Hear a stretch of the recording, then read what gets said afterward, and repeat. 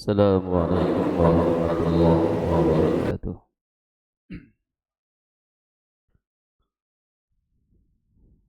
Alhamdulillahi rabbil alamin. Wa bihi nasta'inu ala umuri dunya waddin.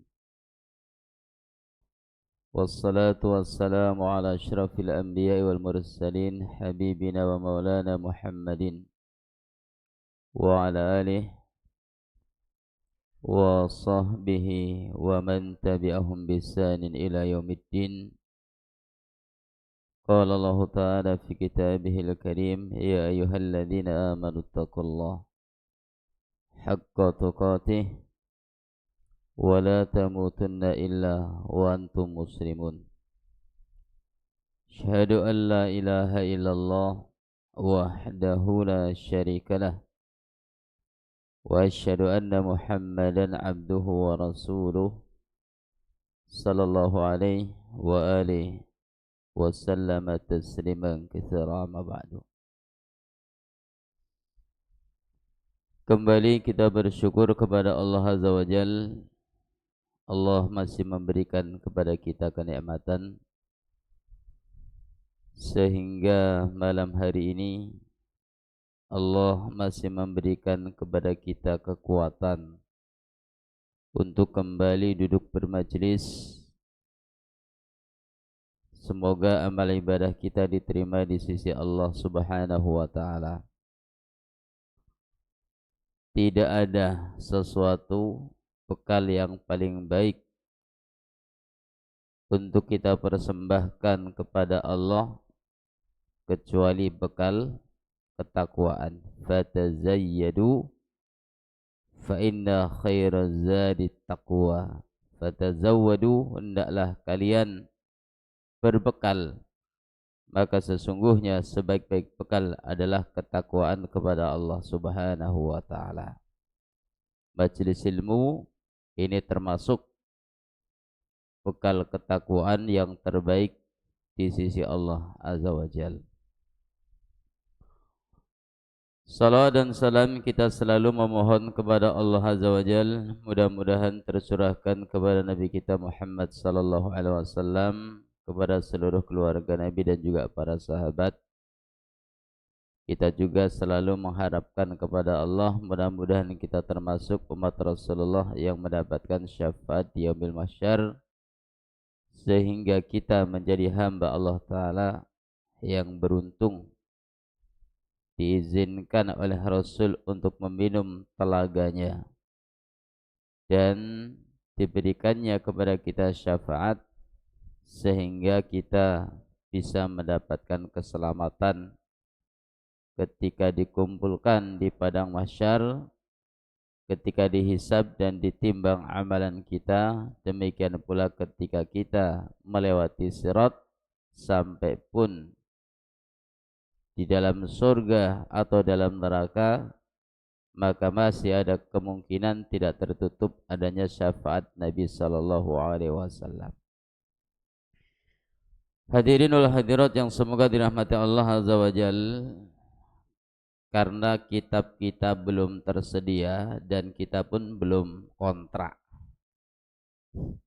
kitab apa yang bakalan kita baca. Tapi kalau menurut aku, Pak, kuraso tapi katiku, kata hatiku,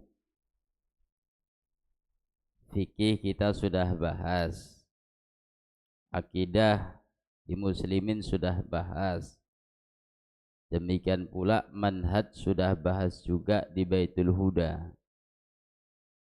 Saya rasa yang paling cocok kita nih membahas ilmu tasawuf kita nih. Mak Ustadz jadi sufi pula kami ini nanti. Kalau istilah mereka disebut tasawuf, kalau istilah kita disebut dengan tazkiyatun nufus, namanya tazkiyatun nufus. Karena mengingat usia kita ini yang sudah matahari condong, tak lagi di tengah kita ini, Pak. Usia kita tuh udah matahari condong. Karena usia tengah tuh 30-an, itu usia tengah. Ibarat matahari itu pas di tengah, cas-casnya dia 30-an. Kalau udah 40 ke atas, udah condong lah tuh. Udah ke barat dia. Sebentar lagi tenggelam. Nah, oleh karena sebab itu usia 30 kawan-kawan kita nih, itu lagi cas-casnya tuh. Tapi kita Pak, saya, Pak Kasmeri, nah, yang lebih tua dari kami, itu sudah selayaknya kita ini untuk membahas tazkiyatun nufus, tasawuf. Kalau orang kami bilang kaji tuo, bekal kita menghadap liang kubur.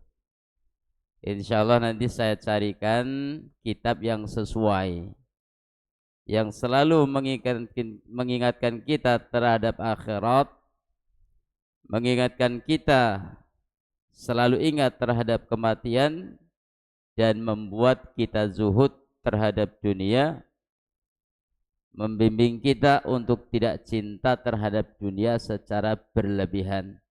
Karena memang kita ini sebentar lagi meninggalkan dunia, kita akan berpulang. Kita akan kembali kepada asal kita, yaitu alam akhirat itu. Kalau menurut saya, itulah yang cocok untuk kita bahas.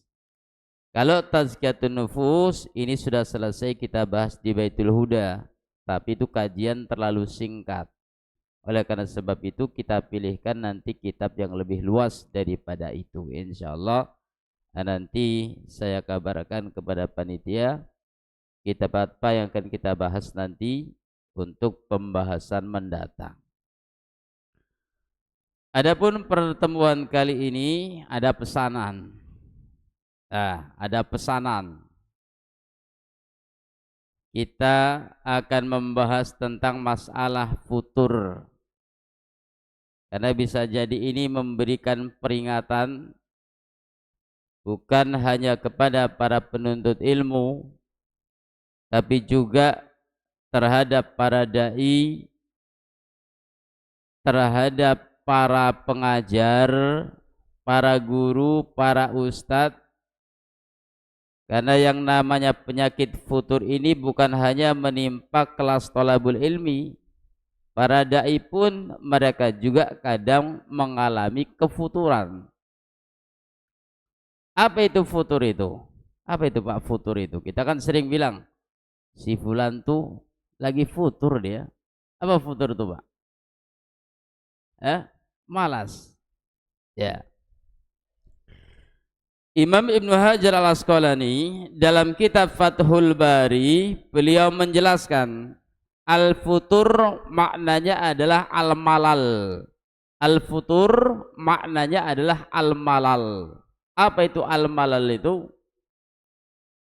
Istisqalus syai' wa nufurun nasu ba'da mahabbatihi.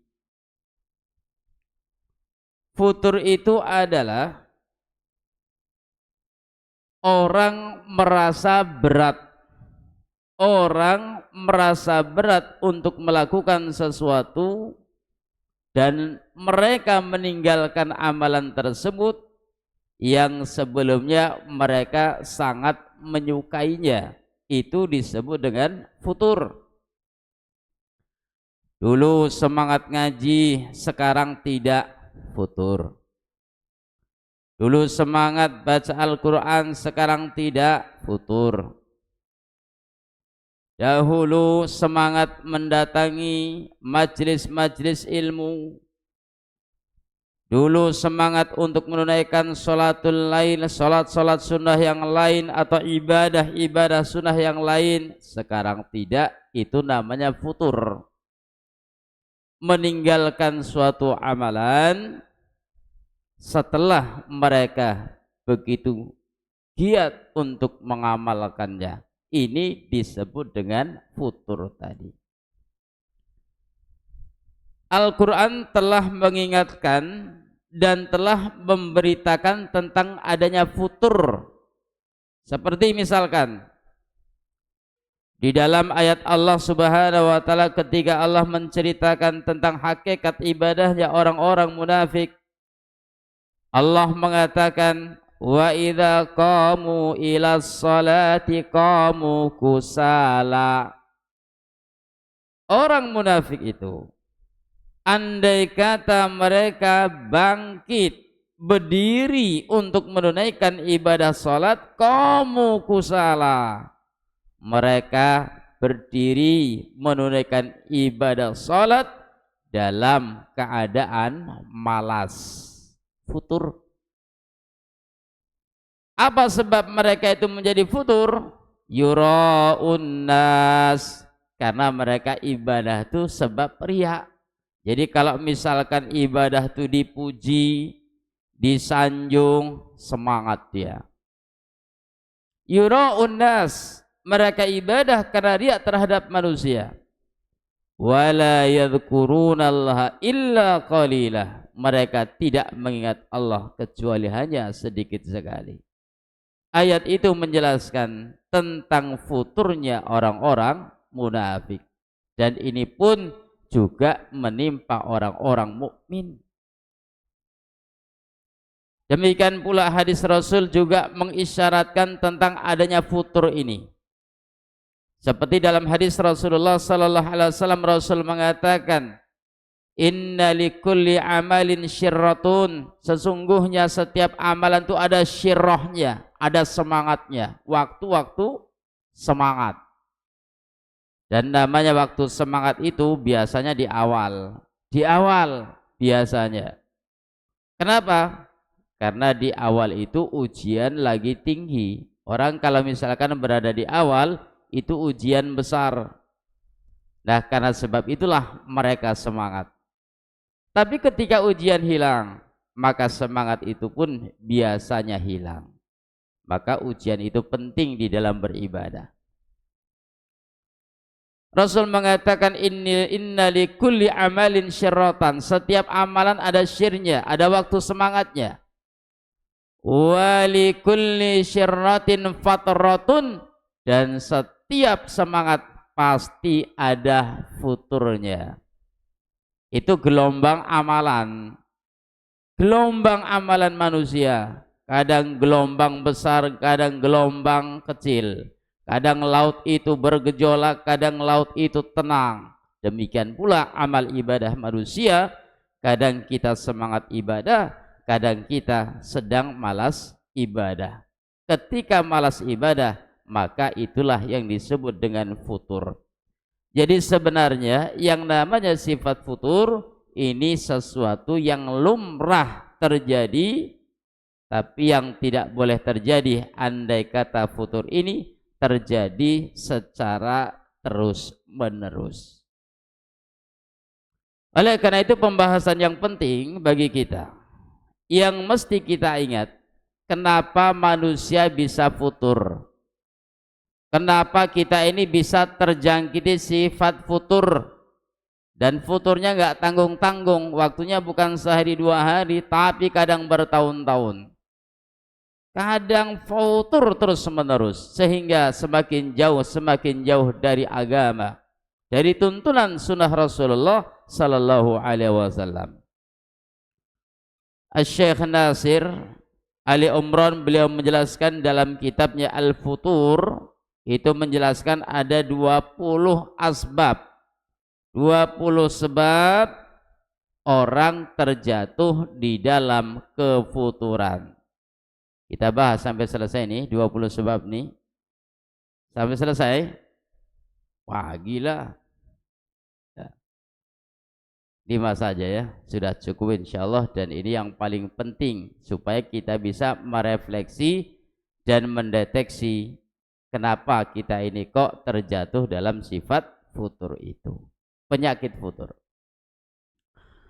Yang pertama, beliau katakan bahwa asbabul futur, di antara sebab-sebab futur adalah adamul ikhlas, ketidakikhlasan dalam beribadah kepada Allah Subhanahu wa taala.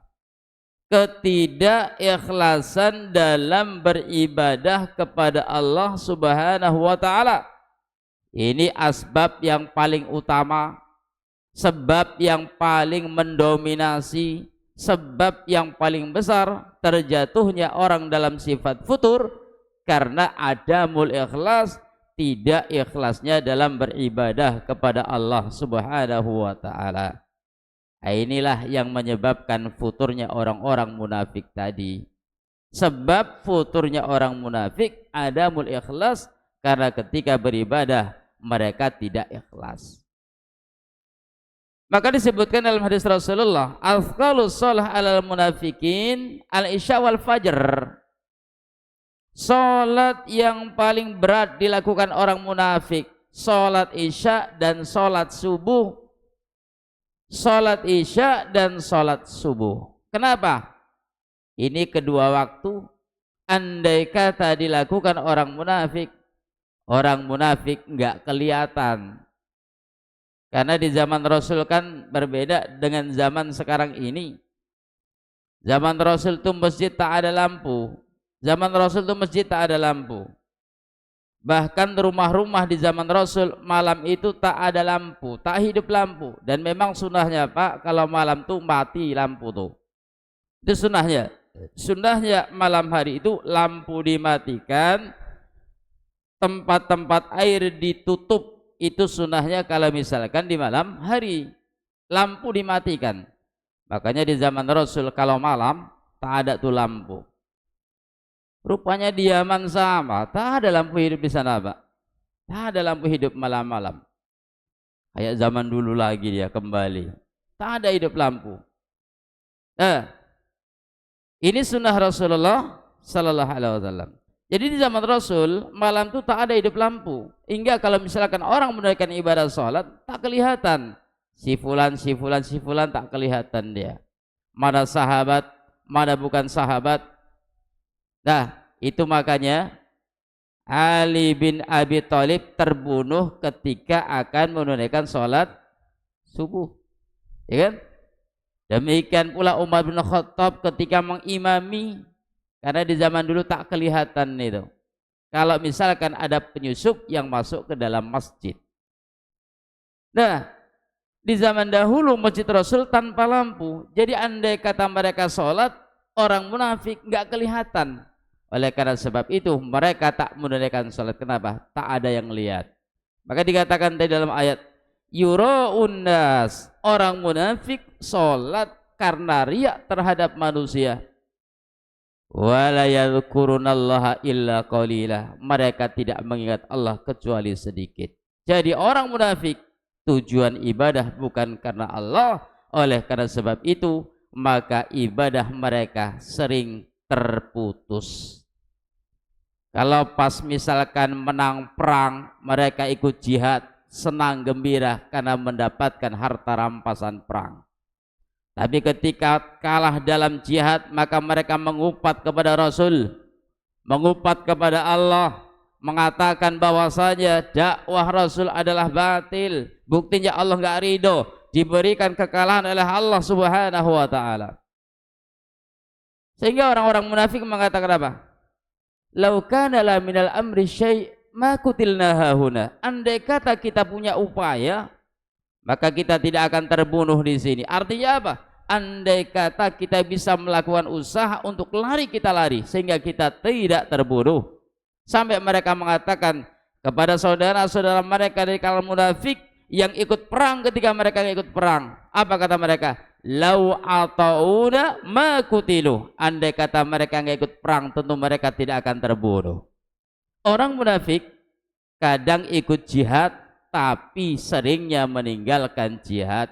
Andai kata pun mereka ikut jihad, mereka bukan membantu kaum muslimin, justru jihad mereka menjadi beban bagi kaum muslimin. Buktinya ketika perang Tabuk. Perang Tabuk itu kan masa yang paling sulit dialami Rasulullah. Paceklik, tanaman tak berbuah, masa-masa susah ketika itu. Nah, orang-orang munafik ketika mendengar seruan jihad fisabilillah, justru mereka lah yang kemudian mengompori agar orang-orang gak ikut perang. Begitu mereka ikut perang, lihat apa yang dilakukan orang munafik. Mereka mengejek, mereka menghina, mencela para sahabat Rasulullah. Itulah orang-orang munafik itu. Oleh karena sebab itu maka dikatakan dalam hadis Rasulullah SAW, Rasul mengatakan, ta'isa abdud dirham, ta'isa abdud dinar, ta'isal khamisah, ta'isal qatifah. Celaka itu hamba dirham, celaka hamba dinar, hamba kekuasaan, pakaian bagus, pakaian mewah, celaka mereka. Kenapa? In u'tiya radiyah, kalau diberi mereka ridha, wa in lam yu'ta sakhata, tapi kalau misalkan enggak diberi maka mereka marah. Sehingga tujuan ibadah tidak lain adalah dunia. Ketika ibadah menguntungkan, ibadah. Ketika tidak menguntungkan, tidak ibadah. Ketika jihad menguntungkan, berangkat. Ketika jihad merugikan, tidak berangkat. Begitulah sikap orang-orang munafik yang mereka selalu futur karena sebab niat yang tidak ikhlas. Jadi kalau misalkan ini menimpa orang munafik, ada tidak kira-kira kemungkinan ini juga menimpa kita semua, Pak? Ada kemungkinan kira-kira? Ada kadang-kadang di antara kita ini yang tadinya mengaji tak lagi mau mengaji. Begitu dikorek keterangan, kenapa awak tak mengaji lagi? Malas aku mengaji sama orang salafi. Kenapa? Tak konyang awak. Ada begitu tuh. Ada, saya dengar orang mengaji, malas aku ngaji sama orang salafi. Kenapa? Jangankan makan, air minum tuh tak keluar. Karena biasa orang tuh mengaji keluar makanan. Jadi kupikir ini tidak mengaji cari ilmu atau cari makan ini. Ya Pak ya? Ada tuh orang tak mau mengaji lagi sama kita nih gara-gara tak ada makanan. Jadi dianggap yang namanya pengajian itu apa? Cari makan rupanya. Ya. Ada lagi terang-terangan tokoh orang tuh bilang, aku waktu jadi Muhammadiyah kurus aku, kata dia. Tapi begitu jadi NU kenyang aku. Orang sakit makan, sembuh sakit makan. Apalagi itu?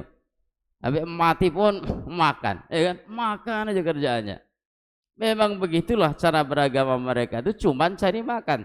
Ketika tidak mendapatkan makan dalam dakwah, maka mereka pun meninggalkan dakwah. Berapa banyak para dai karena tidak mendapat job di dalam dakwah kita, tak laku orang tuh, akhirnya apa? Akhirnya mereka pun keluar dari dakwah ini, pensiun jadi dai salafi. Ada Pak? Jadi dianggap bahwasanya yang namanya futur menimpa jamaah awam, kelas penuntut ilmu, tidak. Bahkan tingkat masyayikh sekalipun ada di antara mereka yang futur, bahkan yang murtad pun ada. Itu Muhammad Qasim itu.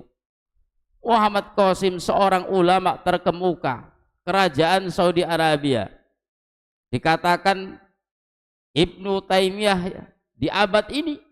Tapi ternyata mati dalam keadaan murtad. Nah, jadi jangan dianggap bahwasanya yang namanya futur hanya menimpa para penuntut ilmu, bahkan ahlul ilmi pun mereka juga bisa futur karena kurang keikhlasan. Maka saya ingatkan, kita ini menuntut ilmu bukan untuk mencari makan, mengaji bukan untuk mencari makan, mengajar pun kita bukan untuk mencari makan, sekedar bertahan untuk hidup. Oleh karena sebab itu, ada keuntungan tak ada keuntungan dalam dakwah, ini tanggung jawab kita dan kewajiban kita untuk berdakwah. Oleh karena itu bukan berarti andai kata kita tidak mendapat keuntungan dalam dakwah, berhenti, tutup sekolah, tidak ya.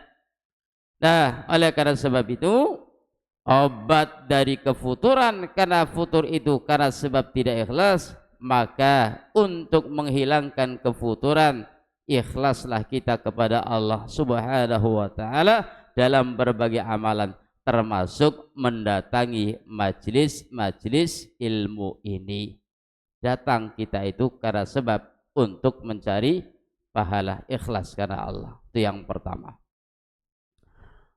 Kemudian yang kedua, kata Syekh Nasir Ali Omar, beliau mengatakan termasuk asbabul futur adalah naksul ilmi, adalah karena sebab kurangnya ilmu.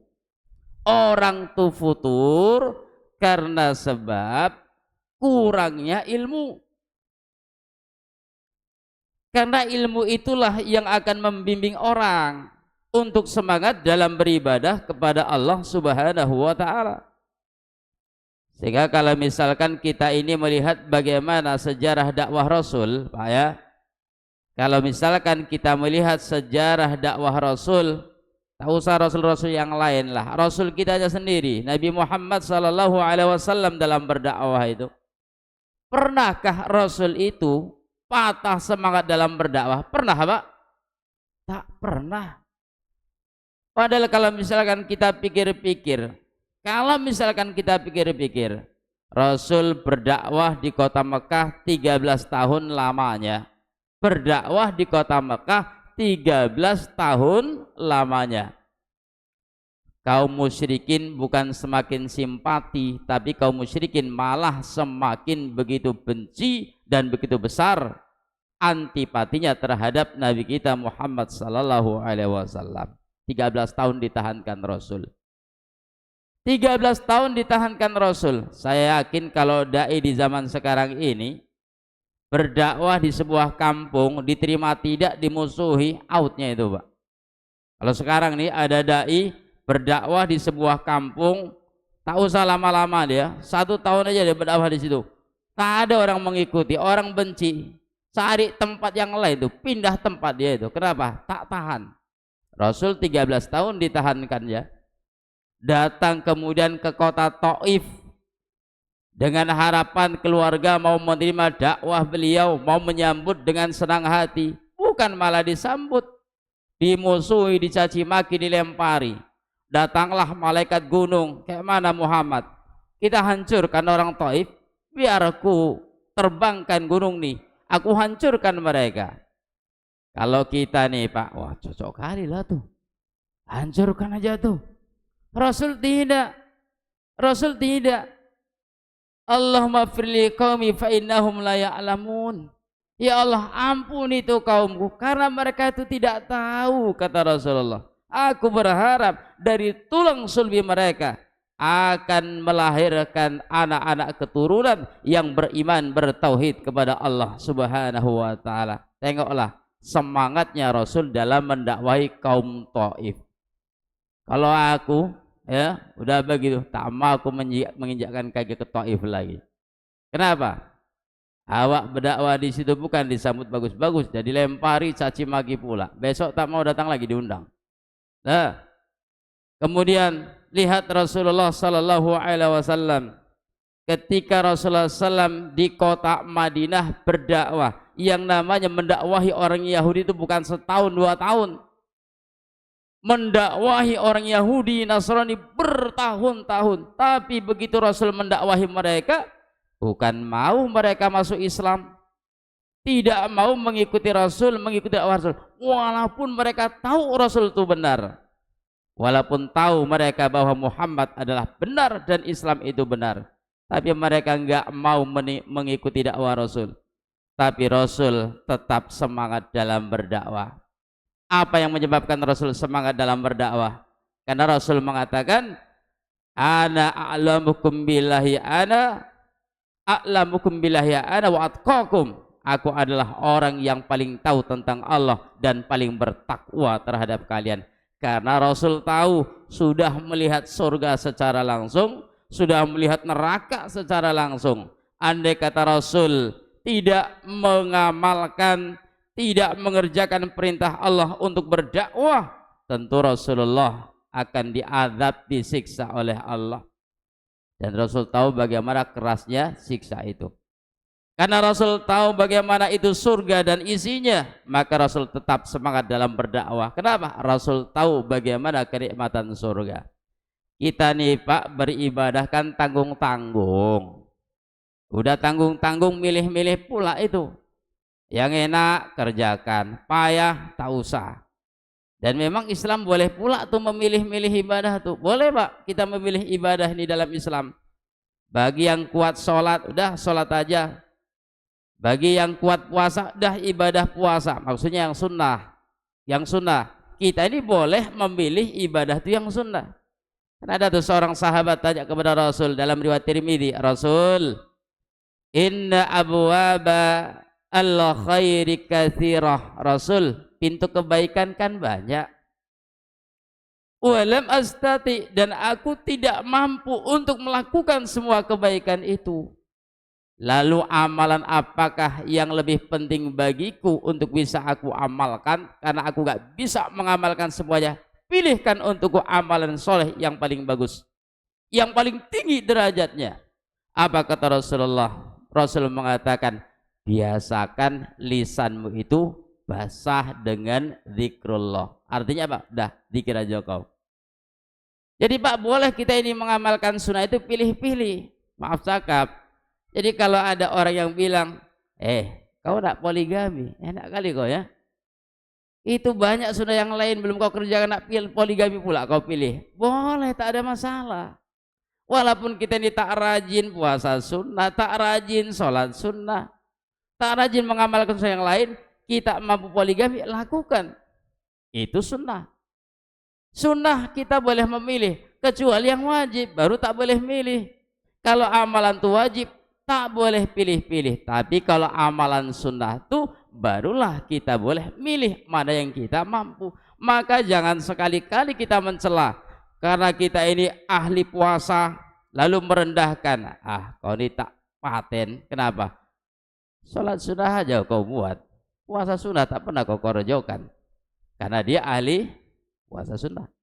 Orang yang ahli sholat sunnah tak boleh direndahkan orang yang ahli puasa sunnah. Begitu pula dengan amalan yang lain. Allah membagi amalan itu seperti membagikan rezeki. Itu kata Imam Malik, innallaha wazza'al a'mal kama wazza'al arzak. Allah membagikan amalan sebagaimana membagikan rezeki. Ada orang diberi rezeki anak banyak, harta tak ada. Diberikan harta banyak, anak sedikit atau tak punya anak.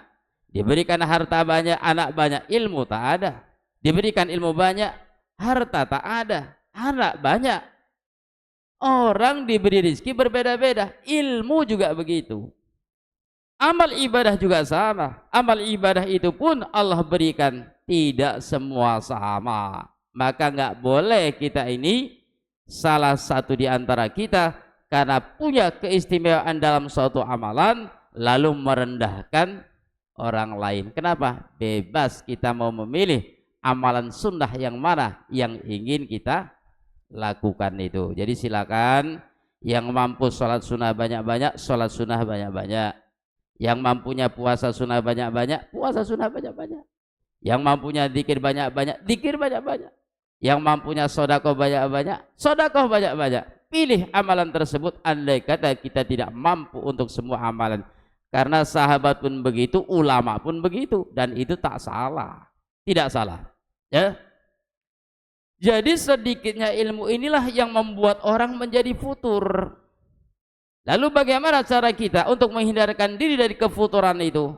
Tidak lain dengan cara duduk di majelis ilmu itu. Jadi ada seorang ikhwan bertanya kepada saya, Pak Ustadz, saya kan sudah mengaji, memang baru-baru dia mengaji, belum lama, mungkin 1 tahun lah, mungkin 1 tahun. Jadi aku Pak Ustadz kan sudah mengaji nih, sudah 1 tahun kurang lebih. Tapi aku nih merasa bingung. Aku merasa bingung, bagaikan buah si malakama. Hendak ku ceraikan biniku, sayang aku, cantik pula dia. Hendak ku pertahankan, tak mau dia mengaji. Udah ku bilang jangan wirid aja dia. Jadi kayak manalah sikapku ini sebagai seorang suami Ustadz, ku bilang. Maka ku bilang sama dia, tak usah kau sibuk, tak usah kau pikirkan pusing-pusing, ajak dia mengaji. Ajak aja dia mengaji, ajak terus mengaji. Tak perlu kau kritik dia, tak perlu kau ceramahi dia. Ajak saja dia mengaji. Sebagaimana abang dulu mengaji, tak ada yang mengajak, tak dipaksa-paksa, dengan sendirinya meninggalkan perbuatan yang bid'ah. Nah, begitu pula nanti istri kita tuh, dengan sendirinya dia pun tahu dan dia pun malu untuk melakukan kebid'ahan. Ya, alhamdulillah sudah 3 kali bininya mengaji, ikut dibawanya. Jadi kita ini ya, Bapak dan Ibu yang semoga dirahmati Allah Subhanahu wa taala, andai kata kita ini belum cocok pemahaman kita dengan bini kita, jangan kita buru-buru mencorehkan. Begitu pula ibu-ibu, mana tahu ada yang lakinya belum mengaji, jangan buru-buru minta cerai. Karena banyak kali pertanyaan dari ummahat. Setiap aku mengisi pengajian ummahat, tak ketinggalan tuh yang bertanya, "Ustadz, kayak mana ini Ustadz? Lakiku belum mengaji, bolehkah aku meminta cerai?" Kata dia, "Jangan dulu bu, oh yang jadi janda payah nanti yang mencari makan, apalagi anak kita besar-besar nanti, sibuk kita nanti mencari makan tuh dia. Apalagi ini zaman Masya Allah, banyak laki daripada perempuan, entah berapa banyak ini perempuan yang tak belum berlaki." Ku bilang, aku pun sebagai ustadz banyak pesanan, itu pun barang belum laku. Ku bilang, yang payah nyari laki-laki nih, apalagi yang speknya high school, payah. Ku bilang, jadi jangan dianggap buru-buru menilai suami kita tuh jelek, karena mungkin belum dapat hidayah, jadi ya belum tersentuh hidayah. Oleh karena sebab itu, jangan terburu-buru minta cerai dengan suami, karena sebetulnya mungkin hati mereka baik, cuman belum dapat jalan bagaimana menerima hidayah. Oleh karena sebab itu, udah berusaha saja ajak tuh laki kita mengaji. Bagi kita laki-laki, ajak bini itu mengaji supaya nanti mereka faham. Kalau mereka sudah faham, dengan sendirinya mereka pun akan meninggalkan perbuatan munkar. Umar bin Khattab itu, apa dipaksa-paksa itu meninggalkan kejahatan dia? Tidak. Umar bin Khattab orang yang begitu keras, ternyata apa? Begitu memahami agama, langsung ditinggalkannya keburukan-keburukan masa jahiliyah dulu. Dan kita pun walhamdulillah begitu, betul Pak ya? Begitu kita kan? Ada kita ini yang meninggalkan wirid Yasin dipaksa-paksa sama guru, sama ustadz ada. Bapak udah ikut ngaji, besok jangan lagi wirid Yasin ya Pak ya. Ada pernah gitu? Kan tak pernah kan? Tak pernah kami paksa-paksa. Lana a'maluna walakum a'malukum. Sama-sama kita berpikir amalan kita ada dalil atau tidak. La ikraha fiddin, enggak ada paksa dalam agama. Cocok yang kami bilang lakukan, tak cocok usah. Tidak ada paksaan dalam perkara agama. Maka oleh karena sebab itu, kita senantiasa mentarbiyah. Biarkanlah mereka meninggalkan kemungkaran dengan kesadaran masing-masing sesuai dengan perkembangan ilmunya nanti. Karena bisa jadi mereka itu meninggalkan suatu amalan atau melakukan perkara yang salah karena tidak mengetahui ilmunya itu. Baik, kita lanjutkan setelah adzan Isya. Wassallallahu ala nabiyina Muhammad wa ala alihi wasallam. Alhamdulillah alamin. Allahu taala alam bisawab.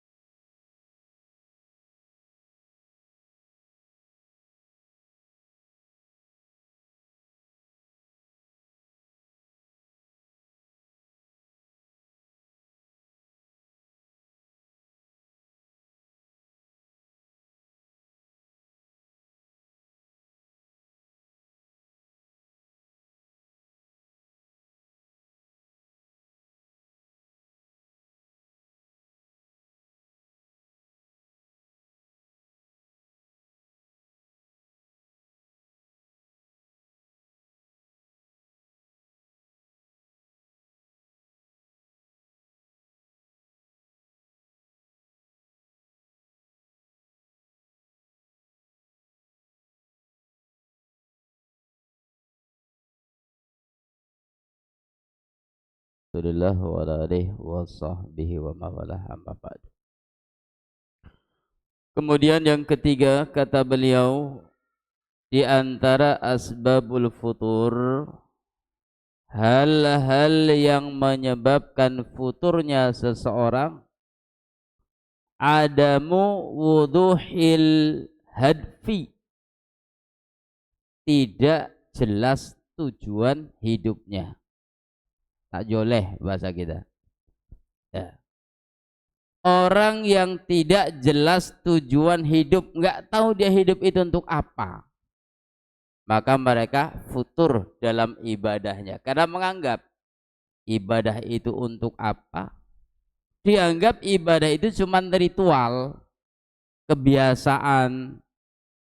Maka mereka melakukan bukan dengan cara yang semangat, sambil lalu saja ibadah kepada Allah Subhanahu wa ta'ala.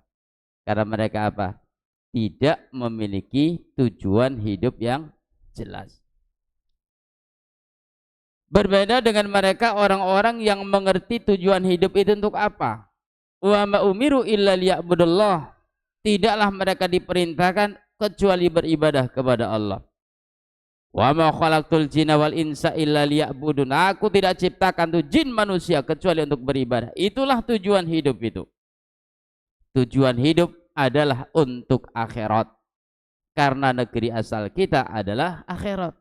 Pak, ini kampung bukan kampung kita ini. Duri ini bukan kampung kita nih. Indonesia itu bukan kampung kita. Kampung kita itu sorga. Karena ayah kita diciptakan di sana. Ayah kita tuh diciptakan dalam sorga. Ibu kita diciptakan dalam sorga. Cuman orang tuh dihukum, diusir sementara waktu, diberikan pelajaran oleh Allah Subhanahu wa ta'ala. Turunlah mereka ke dunia ini untuk menjadi ujian. Liyabluwakum ayyukum ahsanu amalah. Dunia itu, hidup itu untuk memberikan ujian siapa yang terbaik amalannya.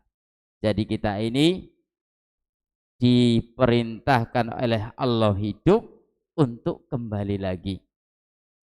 Jadi jangan menganggap bahwasanya dunia ini adalah milik kita.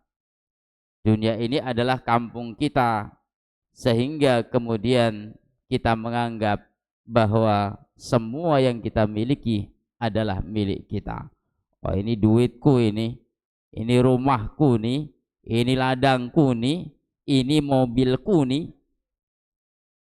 Kita memilikinya sebatas nafas. Kalau tak bernafas, udah pindah tangan tuh Pak. Harta yang kita tumpul, yang kita tumpuk banyak-banyak, tabungan banyak-banyak, kalau kita tak mau bersedekah, wih rugi. Kalau kita punya harta banyak Pak, nih, kalau kita punya harta banyak, kita tumpuk harta tuh banyak-banyak, tak mau kita sedekah, rugi kita nih. Kenapa bisa rugi? Bukankah itu untuk peninggalan istri dan anak kita? Betul. Tapi kan mereka itu menangis seminggu paling lama tuh. Bini kita menangis sebulan 2 bulan itu. Habis itu, udahlah, tengok mana kira-kira yang bisa. Dirimbo melintang. Itu ada dulu, saya masih di sana waktu itu, entah tahun 2014 entah berapa tuh. Kaya hartanya, ladang lebar, ruko besar, dagangan maju. Meninggal suaminya Pak, dibunuh orang di Bukit Tinggi, campakkan mayat Kak. Tengoklah, harta yang ditinggalkannya tak tanggung-tanggung. Memang menangis bini itu. Kata orang seminggu tidur di kuburan. Seminggu tidur di kuburan, kata orang bini jauh. Tapi 6 bulan berikutnya habis harta suaminya. Kenapa? Rupanya untuk membiayai hidup berondong. Bayanglah, laki baru dia. Sementara kita ini tak pernah bersedekah, tak menginfakkan hartanya. Sayang-sayang kita menginfakkannya. Masuk kita dalam kubur, tak ada bekal sedekah, habis kita babak belur pukuli malaikat. Siapa yang senang?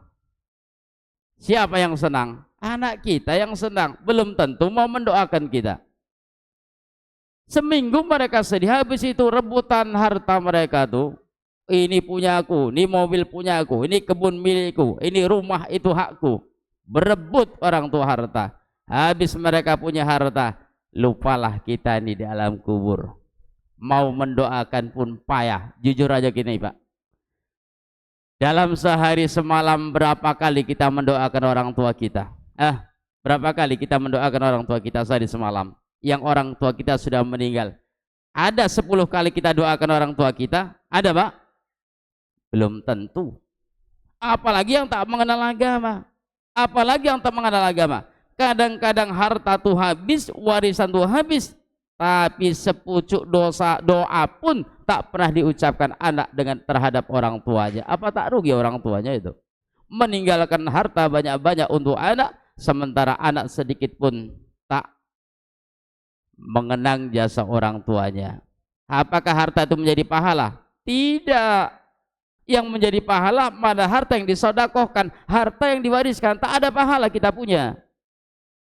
Bini yang ditinggalkan bergembira dia, menangis sebulan 2 bulannya itu, habis itu adalah kering air mata dia. Kering air mata dia. Dia pun mengharapkan kasih sayang juga. Carilah laki yang baru. Siapa yang suka? Siapa yang enak? Laki barunya. Kita dalam kubur babak belur dipukuli malaikat. Berpikir kita, bukan berarti kita ini harus hidup miskin, tidak. Meninggalkan harta, tidak meninggalkan harta untuk bini anak sebenarnya tidak. Tapi kita harus ingat, kita pun mati butuh bekal. Jadi jangan semua harta itu ditabung, tidak disodakohkan. Kalaupun bersodakoh tak sebanding dengan tabungan kita. Kalaupun kita berinfak tak sebanding dengan harta yang kita miliki. Harta yang kita miliki mungkin miliaran, tapi belum tentu kita ini seminggu 100.000 berinfak sodakoh. Kan tak sebanding dengan harta kita tuh. Gaji kita mungkin 10 juta, ada 15 juta. Paling rendah gaji kita ini mungkin 5-6 juta. Apa tak bisa disisihkan walaupun seminggu misalkan 100.000? Tapi kan sayang-sayang kita. Apa alasan kita untuk anak bini? Sementara anak bini kita apa? Kadang-kadang sepeninggal kita, mereka hidup bahagia bersama yang lain. Kita pun dilupakannya. Ini pelajaran penting bagi kita semua ya. Nah, kita tahu tujuan hidup. Karena kita tahulah tujuan hidup, maka kita tetap semangat dalam beribadah kepada Allah. Tapi andai kata orang nggak tahu tujuan hidup, maka tidak akan konsekuen dalam beribadah. Kenapa? Karena menganggap ibadah itu tak penting, tak diutamakan, tak diprioritaskan. Begitu mati dia, barulah menyesal. Laula akhartani ila ajalin qarib fa saddaqa wa akum minas sholihin. Mana laku, tak laku. Udah tutup jalan kebaikan bagi dia. Ya? Jadi kita ini tujuan kita adalah akhirat. Itulah tujuan kita. Jadi kita harus paham, tujuan kita harus jelas. Apa tujuan kita hidup? Akhirat.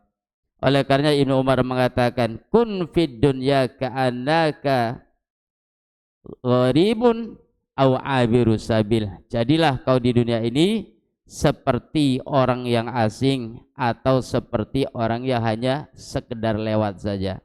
Ya, jadi dunia itu sekedar lewat kita, Pak. Sekedar lewat, tujuan kita adalah akhirat. Bagaimana kalau misalkan orang sekedar lewat tuh? Tak mungkin di situ akan tinggal berlama-lama, bertempat tinggal seluruhnya, membangun rumah dan begitu seterusnya. Tapi apa? Dia mau pulang ke kampung halaman, ke rumah yang sebenarnya itu. Begitulah kita hidup di dunia ini. Hidup ini hanyalah wasilah untuk menuju akhirat. Jadi tujuan kita akhirat. Perjalanannya sangat jauh. Perjalanannya bukan sebentar. Tengok orang yang sudah meninggal dulu. Orang-orang yang sudah meninggal dulu. Sejak zaman Nabi Nuh, Nabi Ibrahim, Nabi Musa, Nabi Muhammad sampai sekarang udah 14.000 tahun, Mbak. 14.000 tahun perjalanan dalam kubur yang hidup di zaman Rasulullah sampai di hari ini. Udah 14.000 tahun orang tuh terkubur di dalam tanah. Itu bekal mereka, itulah yang menemani mereka. Lah, kita ini nanti mati tak tahu entah berapa puluh tahun, berapa ribu tahun kita terkubur dalam tanah. Perjalanan kita pun panjang lagi. Kita saja kalau misalkan mau melakukan perjalanan, bekal tak cukup, tak mau kita berjalan, coba ya. Tuh tengok itu kalau misalkan Idul Fitri, abang kenapa tak mudik? Tak ada duit, tak berani pulang dia. Orang kalau misalkan tak butuh cukup modal pulang kampung, tak akan pulang kampung. Begitulah orang hidup di dunia ini. Kenapa kita ini takut mati? Kenapa kita ini takut mati? Karena kita merasa bekal tak cukup. Udah tahu kita bekal tak cukup, tak mau kita banyak-banyak ibadah. Sehingga kita terus dirundung dengan ketakutan kepada kematian. Kita selalu dirundung ketakutan terhadap kematian. Tak siap untuk mati karena sebab apa? Tahu bekal kita tuh sedikit, tapi tak mau kita banyak-banyak bekal. Tak mau menumpuk-numpuk bekal, hanya menumpuk-numpuk harta, tabungan dan keuangan saja. Dah. Makanya Rasulullah itu walaupun seorang pemimpin meninggal dunia sama sekali tidak meninggalkan warisan. Fatimah datang kepada Abu Bakar, Abu Bakar, aku mau meminta warisan dari ayahku Rasulullah sallallahu alaihi wasallam. Apa kata Abu Bakar? Tidak ada. Ayahmu Rasulullah meninggal dunia tanpa meninggalkan warisan. Hanya ada baju besi sudah diinfakkan fisabilillah. Hanya ada beberapa ekor kambing sudah diwariskan oleh Rasulullah untuk infak fisabilillah. Istri Rasul tidak mendapatkan harta warisan, demikian pula anak Rasul. Tapi Rasul tak berdosa. Kenapa tak berdosa? Nabi, Pak. Itu kekhususan untuk Rasul. Adapun kita, jangan sampai kita meninggal dunia tanpa meninggalkan warisan. Wajib harus kita ini meninggal dunia meninggalkan warisan. Tapi ingat, jangan semua harta kita diwariskan. Harus ada yang menjadi aset kita di akhirat nanti. Ya, Pak ya, semua ini berusahalah wakaf. Berusaha kita untuk wakaf. Berusaha kita untuk hibah. Berusaha kita untuk sebagian harta kita diinfakkan untuk sedekah jariah, persiapan untuk mati nanti.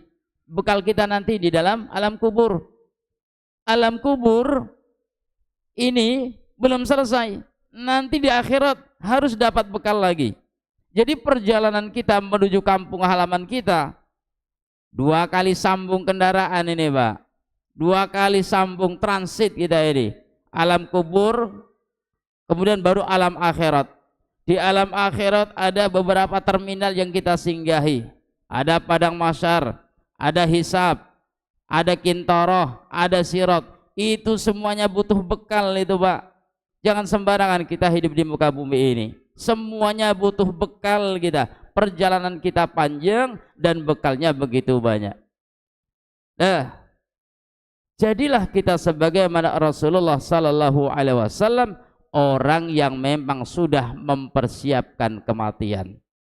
Saya yakin kalau tawaran itu diberikan kepada kita, maka kita lebih memilih hidup di dunia ini. Tapi Rasul tidak. Innallaha tara baina abdih wa baina indah wa baina dunya. Seorang hamba itu ada yang diberikan pilihan oleh Allah untuk memilih dunia atau surga. Tapi apa kata Rasulullah? Fakhtarul abdu ma indallah, hamba itu memilih apa yang ada di sisi Allah. Rasul ditawari 2 perkara. Pertama apa? Muhammad, kau mau hidup di dunia ini, itu gunung Uhud aku persiapkan jadi emas. Wanita cantik akan aku berikan, kedudukan raja istana akan aku persiapkan. Atau kau memilih pilihan yang kedua, kau mati tapi kau mendapatkan surga Allah Subhanahu wa taala. Andai kita Pak diberikan tawaran seperti ini, jelas kita milih yang pertama. Kenapa? Karena setahu kita yang namanya dunia itu adalah nikmat. Kita memiliki cinta yang besar kepada dunia itu. Makanya kita selalu memilih dunia. Sebab itulah maka kita takut mati. Kenapa kita takut mati? Takut meninggalkan rumah yang mewah, takut meninggalkan harta yang banyak, takut tidak bisa menikmati mobil yang enak, yang nyaman, takut tidak bisa mempergunakan harta dan kekayaan kita, uang yang kita miliki. Maka kita ini tidak siap untuk mati. Beda sama Rasul. Rasul sudah cukup bekalnya, maka Rasul lebih siap untuk mati. Sedangkan Rasul sudah siap untuk mati ketika sakaratul maut pun Rasulullah begitu berat. Apalagi kita yang tak ada persiapan. Kalau misalkan kita ini nak dipukul, Pak. Kalau kita misalkan mau dipukul kita, bersiap-siap dengan tidak bersiap-siap, mana lebih sakit? Mana lebih sakit? Lebih sakit tak bersiap-siap. Kalau misalkan kita mau dipukul, misalkan mau dipukul kita bersiap-siap, tegangkan otot, keraskan badan, ya kan? Buat sakit, tapi berkurang. Tapi andai kata kita nih dipukul tanpa siap-siap, sekonyong-konyong dipukul, bisa mati. Kenapa? Bukan mati karena sakitnya, terkejutnya, ya kan? Begitulah kalau misalkan kita hidup nih. Kalau misalkan kita sudah mempersiapkan amalan, andai kata pun kita mati, maka kita tidak lagi kaget. Kenapa? Kita sudah persiapkan amalan. Nah, ini yang berbahaya. Orang yang tidak siap-siap untuk mati, ternyata begitu tiba-tiba kematian didatangkannya. Laula akhartani ila ajalin qarib fa asaddaqa wa aku minasan. Itu mati yang dalam keadaan tak punya persiapan itu. Menyesal dia, ingin hidup lagi walaupun sebentar, ingin menjadi orang yang soleh. Seharusnya kita tidak seperti itu, ya. Jadi orang mereka menjadi futur karena sebab mereka tidak memiliki tujuan yang jelas. Kita orang muslim wajib mengerti, memahami dan punya tujuan yang jelas. Tujuan kita adalah surga Allah. Harus dapat surga, Pak, ya. Harus dapat surga. Karena itulah kampung halaman kita. Jangan sampai kita ini salah kampung nanti. Kampung kita surga, masuk pula ke kamar lain, neraka. Jangan sampai, karena kampung kita adalah surga, maka kita jangan sampai jalan. Karena surga itulah kampung, itulah yang kita tuju. Jangan sampai kita memasuki kampung sebelah, ya.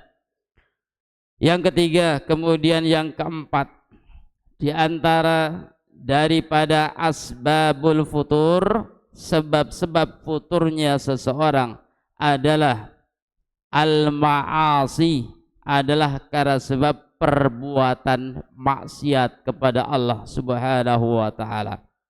Ya, ini sebab orang futur karena sebab perbuatan maksiat. Karena maksiat dan kebaikan ini enggak bisa berkumpul dalam satu tempat. Apa kata Abdullah bin Mas'ud? Abdullah bin Mas'ud mengatakan, idza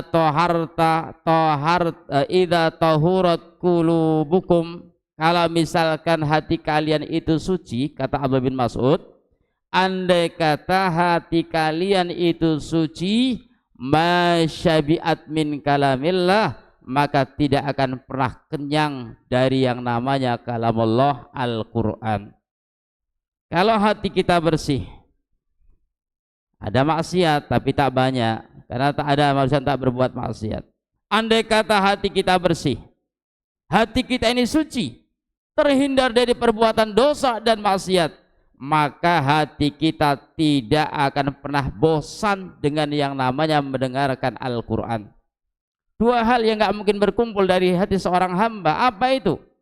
Cinta dunia, cinta akhirat. Cinta Quran, cinta musik. Ada orang cinta musik, cinta Al-Quran, suka musik, suka Al-Quran? Ada? Tak ada. Tak ada orang itu cinta Al-Quran lalu cinta musik. Enggak mungkin. Kenapa? Al-Quran membenci musik. Bagaimana mungkin kita mencintai Al-Quran lalu mencintai musik, sementara musik dibenci oleh Al-Quran? Oleh karena sebab itu enggak mungkin orang yang cinta kepada Al-Quran lalu dia cinta kepada musik. Tidak akan mungkin. Tapi orang yang cinta kepada musik, pasti dia akan benci kepada Al-Quran. Apa buktinya itu? Nah, kita kan sering naik travel. Sering kita naik travel tuh. Supir-supir tuh apa yang dihidupkannya? Musik. Tak mungkin Al-Quran, mengantuk dia Pak. Tapi kalau musik, dia pun ikut bergoyang, ikut berjoget, ikut menghayati, ya kan? Ya. Oleh karena sebab itu, tidak akan mungkin bertemu dua perkara, kebaikan dan keburukan dalam satu tempat. Sebagaimana orang tidak mungkin cinta kepada dunia lalu dia cinta kepada akhirat, atau dia cinta kepada akhirat lalu cinta kepada dunia. Pasti salah satunya ada yang harus dikalahkan di situ. Cinta kita kepada dunia, maka terkorbankanlah cinta kepada akhirat. Cinta kepada akhirat kita, terkorbankanlah cinta kepada dunia. Kalau mau 50-50 nggak bisa. Ini hukum Allah ini Pak. Ini hukum Allah, nggak ada orang itu cinta dunia, cinta akhirat, nggak ada omong kosong. Kalau dia cinta dunia, pasti dia kurang cinta akhirat. Tapi kalau dia cinta akhirat, pasti kurang kecintaannya kepada dunia. Rasulullah, apa kata Rasulullah?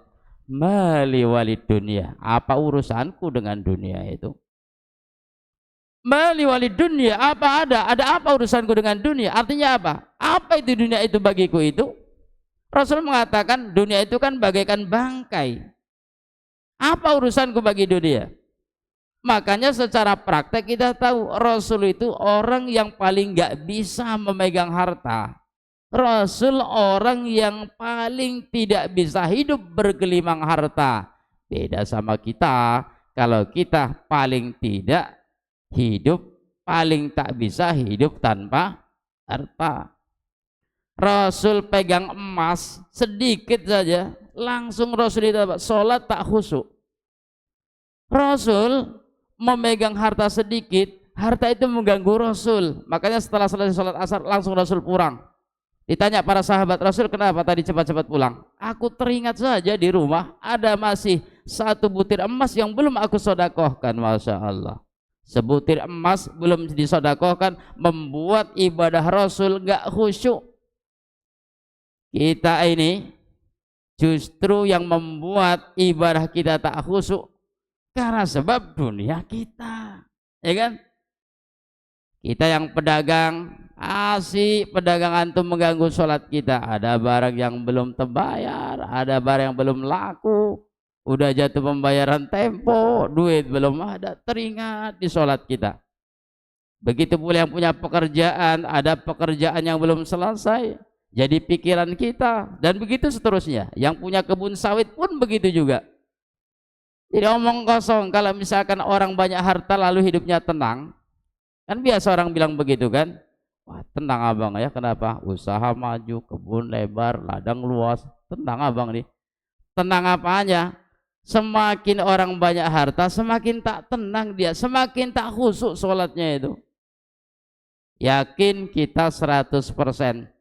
Tak ada kita itu kalau sholat mengganggu kekhusyukan, pasti urusannya dunia. Betul?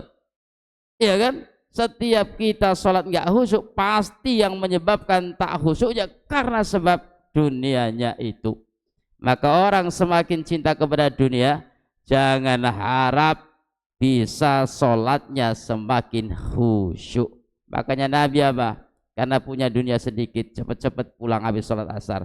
Disodakohkannya, karena mengganggu pikiran. Rasul nggak bisa hidup dengan harta. Kalau kita sebaliknya, justru kita tidak bisa hidup tanpa harta tadi. Makanya kita ini walaupun ngutang-ngutang, ya, kita palar-palar ngutang supaya supaya kita punya harta itu. Nah, jadi di antara salah satu asbab futurnya karena sebab perbuatan dosa kepada Allah Subhanahu wa taala. Dan orang yang meninggalkan amalan karena sebab dosa itu adalah hukuman. Jangan dianggap yang namanya hukuman pelaku dosa itu hanya diberikan penyakit, ditimpakan azab, angin topan, gempa bumi, tsunami. Bukan hanya itu yang diberikan azab Allah, siksa Allah terhadap pelaku dosa. Orang meninggalkan ibadah karena melakukan dosa, justru itulah ibadah, itulah siksa yang paling berbahaya. Siksa yang paling berbahaya ketika orang melakukan dosa, karena sebab dosa itu dia tidak mampu melakukan kebaikan yang lainnya. Gara-gara melakukan dosa sampai nggak bisa bangun malam sholat tahajud. Gara-gara melakukan perbuatan dosa sehingga sulit bagi kita untuk bermajelis ilmu. Karena melakukan dosa sehingga kita nggak bisa kemudian bersedekah. Itu adab yang paling menyedihkan. Karena kalau misalkan kita ini melakukan dosa, diadab mati dia, selesai. Maka apa? Dosanya selesai, kemaksiatannya selesai, dan itu menjadi pelebur bagi dosa dia. Tapi kalau misalkan orang gara-gara berbuat maksiat, maka menimbulkan maksiat berikutnya, maksiat berikutnya. Kemaksiatan yang pertama tidak berhenti dosanya, bertambah lagi dengan kemaksiatan yang berikutnya. Itulah dia apa? Azab Allah yang paling dahsyat ketika Allah menyiksa kita dengan meninggalkan amal ibadah atau terjatuh dalam dosa berikutnya hanya gara-gara melakukan satu dosa itu. Makanya Imam Syafi'i, Sufyan Tsauri itu pernah mengeluh meninggalkan dan tidak mampu sholat tahajud karena sebab dosa yang dilakukan 40 tahun yang lalu. Bayangkan, dosa 40 tahun yang lalu yang dilakukan berpengaruh pada saat ini. Apa pengaruhnya? Tidak mampu bangun malam beberapa malam untuk menunaikan sholat tahajud itu. Nah, begitu pula ya, perubahan-perubahan yang terjadi di muka bumi ini itu karena sebab dosa. Di zaman dahulu yang namanya gandum sebesar kurma, yang namanya anggur itu satu tangkai bisa menghidupi orang satu RT, cukup dimakan orang satu RT. Kita perhatikan sekarang, padi gandum kecil-kecil betul. Anggur satu tangkai jangankan dimakan satu RT, aku sendiri pun kurang itu, ya kan? Dulu anggur sebesar kurma, Pak. Anggur itu sebesar kurma zaman dahulu. Ayah kita Nabi Adam 60 hasta, 70 hasta, 20 meter lebih. Kita 2 meter pun payah, ya kan? Semakin kecil. Kenapa? Dicabut barokahnya oleh Allah karena sebab dosa-dosa itu. Nah, jadi dosa itulah yang menyebabkan kita tidak mampu melakukan kebaikan yang lainnya itu. Contoh misalkan, orang melakukan dosa misalkan. Dosa apa misalkan? Misalkan ini, dosa karena berbohong. Orang yang melakukan dosa karena berbohong, tentu dia takut ketahuan. Akibat dia takut ketahuan, akhirnya apa? Malas bergaul dengan orang, takut ketahuan. Akhirnya apa? Sholat jamaah, takut. Akhirnya tak sholat jamaah. Mengaji, takut. Kenapa? Karena takut ketahuan. Apalagi kalau sudah ketahuan, makin malas, makin malu dia bergaul kepada manusia. Akibat apa? Satu dosa melahirkan dosa yang lain. Futur untuk beribadah gara-gara dosa yang dia lakukan itu. Jadi yang namanya maksiat itu sangatlah berbahaya. Karena sebab itu maka akan menghentikan kita atau membuat kita menjadi malas untuk beribadah kepada Allah Subhanahu wa taala. Ini kejadian bukan sekali dua kali, bahkan kejadian ini banyak terjadi. Terakhir yang kelima, di antara sebab futur adalah fitnatul auladi wazaujat, fitnah anak-anak dan juga fitnah para istri. Hati-hati kita ini. Al-Quran sudah mengatakan, innama amwalukum innama auladukum wazwajukum fitnah. Sesungguhnya anak-anak kalian dan istri kalian adalah fitnah. Disebutkan juga adu lakum fahdharhum, itu musuh bagi kalian, maka berhati-hatilah. Berapa banyak orang yang nggak bisa melakukan ibadah dan tidak istiqomah dalam ibadah karena sebab anak, karena sebab istri. Saya jadi teringat ada seorang ikhwan, ya, udah pernah ikut jihad ke Ambon, dia itu kerasnya minta ampun dulu, sekarang udah lunak. Ya, dulu diangkat menjadi imam, ngajar ngaji, ya. Nah, akhirnya beberapa waktu berjalan, nah akhirnya menikah. Kebetulan yang dinikahinya orang kaya pula. TKW, pulang dari luar negeri, Saudi, pulang ke Indonesia, dinikahinya. Begitu dinikahinya, sehari 2 hari masih sholat jamaah dia, masih mau mengaji dia, masih ketemu kita di majlis. Lama-lama jarang-jarang, lama-lama sholat di masjid aja tak mau. Jadi ku tanya, mas, sampean itu udurnya apa? Antum tuh udurnya apa? Kok nggak pernah sih saya lihat sholat ke masjid lagi? Apa jawabannya? Anakku nggak bisa ditinggal. Sholat ke masjid terhalang gara-gara anak tak bisa ditinggal. Ya, karena memang anak satu-satunya sampai sekarang juga. Jadi sayang sekali sama anaknya. Jadi kalau misalkan bapaknya sholat ke masjid tuh anak nangis. Kalau sholat ke masjid anak tuh nangis. Karena sebab itu terhalang untuk sholat ke masjid. Bayangkan, meninggalkan sholat jamaah ke masjid gara-gara apa? Anak. Gara-gara istri. Berapa banyak orang-orang di antara kita yang mereka meninggalkan agama karena sebab wanita, karena sebab istri, karena sebab anak. Itu makanya apa? Kita ini berusahalah anak kita, istri kita ajak mengaji. Kita nasihati, kita ajak mengaji. Tak mau berangkat sendiri, antarkan. Itu kewajiban kita. Kalau kita bisa mengajari, bagus. Tapi kan kita ini tak bisa mengajari. Kadang-kadang lebih pintar pula bercakap bini awak sama awak. Awak sepatah kata dia 10 kata. Kita ajari dia pula mengajari awak. Kalau kita tak bisa mengajari, orang suruh mengajari. Oleh karena sebab itu, bantu istri kita untuk bertakwa kepada Allah, beramal soleh, supaya kita sama-sama bisa beramal soleh, sehingga kehidupan rumah tangga itu tak pincang. Begitu pula anak-anak kita ini. Nah, hadirin yang semoga dirahmati Allah Subhanahu wa taala. Jadi kayak mana caranya supaya kita tidak futur karena sebab anak dan istri? Didiklah mereka dengan sebaik-baiknya. Dekatkan dengan agama. Berikan tauhid yang kuat, keimanan yang kokoh, sehingga mereka pun bisa mengikuti jejak kita sebagai seorang suami. Nah, ya sekalian saya menyampaikan, ada beberapa ikhwan tuh yang komen. Jadi mereka itu pingin sebetulnya di Duri ini ada pendidikan untuk anak SD, tapi yang fokus belajar agama. Belajar umum ada, tapi tak terlalu banyak begitu. Mungkin saya bisa memberikan sedikit background. Kebetulan dulu saya pernah ngajar di sekolah tahfidz Ibnu Taimiyah Banyumas Sumpuyuh. Saya 2 tahun mengajar di sana. Itu ada sekolah tahfidz tingkat SD. Sekolah tahfidz tingkat SD. Sebagian mondok, sebagian tak mondok. Jadi tak harus mondok kalau anak SD itu ya, walaupun tahfidz itu tak harus mondok. Cuma harus diusahakan anak tahfidz ini pertemuan halaqah paling tidak 4 kali. Dalam 1 hari 4 kali pertemuan. Ya, pelajaran umum itu cukup seminggu 2 kali, seminggu 3 kali, udah, tak usah banyak-banyak. Cuman untuk melengkapi, asal anak tuh pandai tulis baca, dah lah, sedikit-dikit ilmu pengetahuan.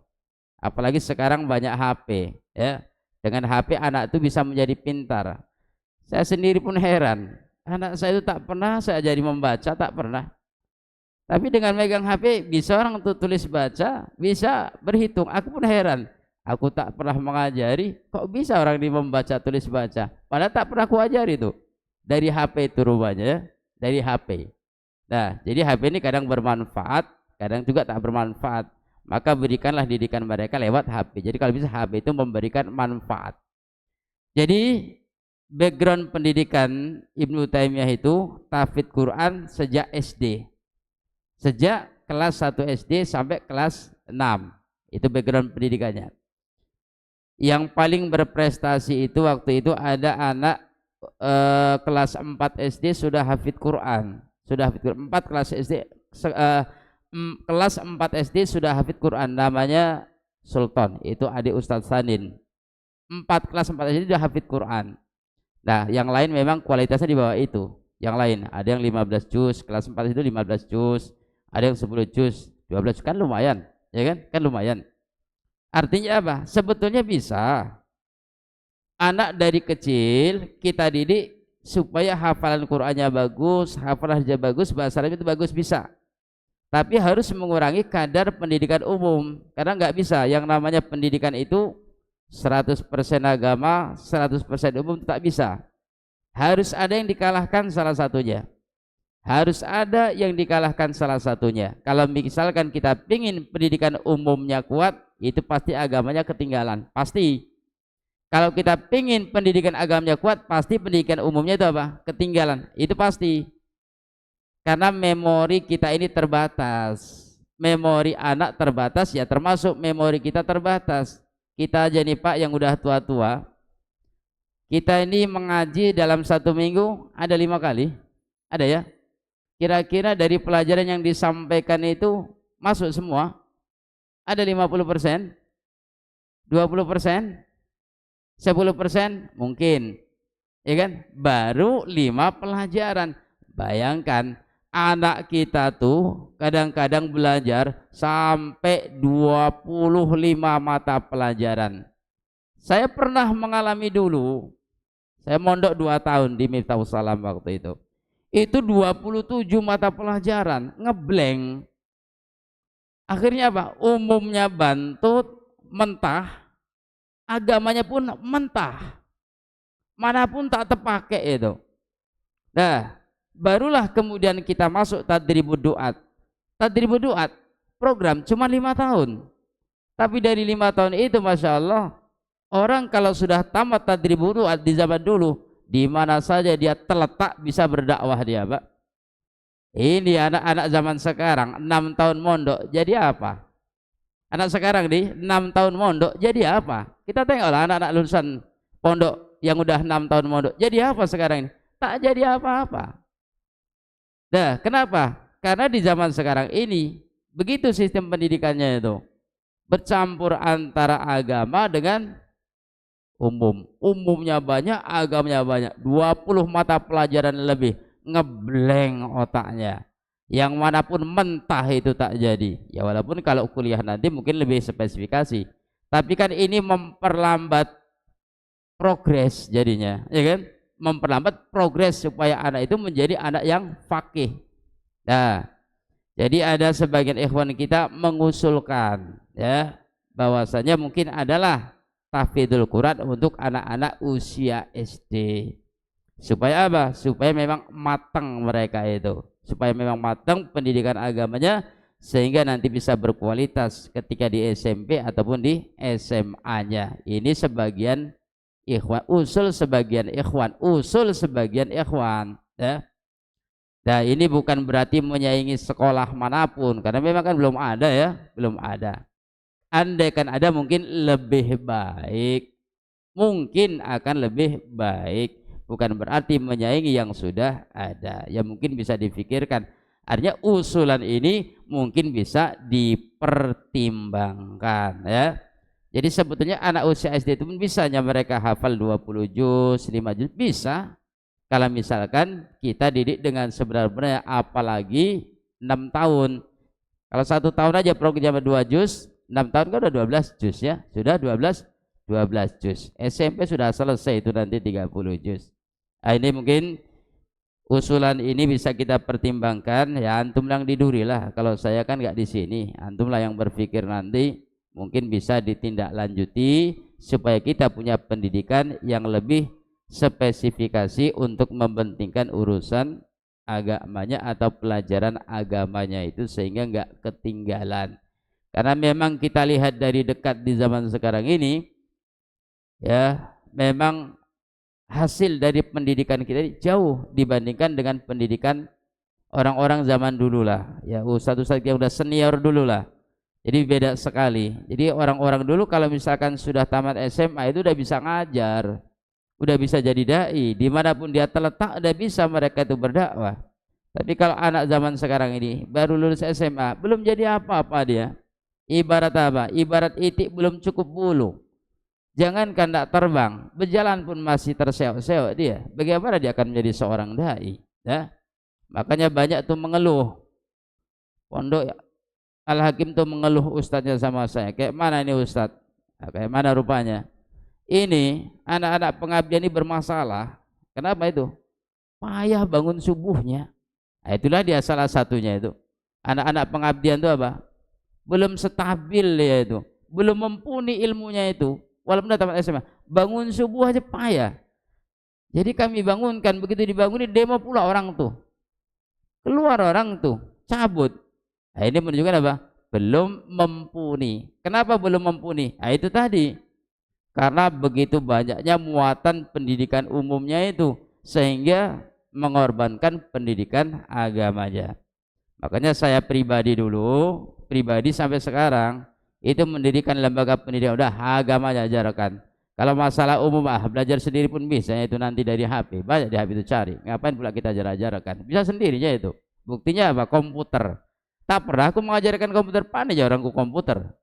Tak pernah awak mengajarkan bagaimana cara bikin apa tuh di HP. Tak pernah kita ajar. Orang tuh lebih bagus dari awak, lebih pintar dari awak, kan? Nah, jadi anak-anak itu tak perlu kita ajarkan dunia, pandai orang tua masalah dunia. Tak perlu kita ajarkan nyari duit, yang pandai nyari duit. Tak perlu kita ajarkan. Tapi kalau agama itu memang harus kita ajarkan lah itu. Kalau agama memang harus kita ajarkan ya. Semoga menjadi pertimbangan kita semua sehingga kita punya pendidikan yang memang betul-betul bermutu dan berkualitas. Ini ada sebagian ikhwan yang cerita dia. Cerita tukar pendapat bagaimana Ustadz kalau pendidikan itu begini. Karena kami rasakan anak kami ini pendidikan agamanya kurang sekali. Walaupun memang sudah dididik dengan semaksimal mungkin. Nah, kalau menurut kami, kata beliau-beliau itu, mungkin karena terlalu banyak itu pendidikan umumnya. Jangankan anak-anak tuh, kami aja orang tuanya pusing katanya. Apalagi anak-anak tuh yang masih kecil. Untuk mempelajari sekian banyak pendidikan, mata pelajaran, tak masuk dalam akal mereka. Ya memang begitulah. Memang begitu. Sebetulnya niat baiknya itu ada supaya apa? Tak ketinggalan ilmu dunianya. Tapi apa? Memang mengganggu akhiratnya.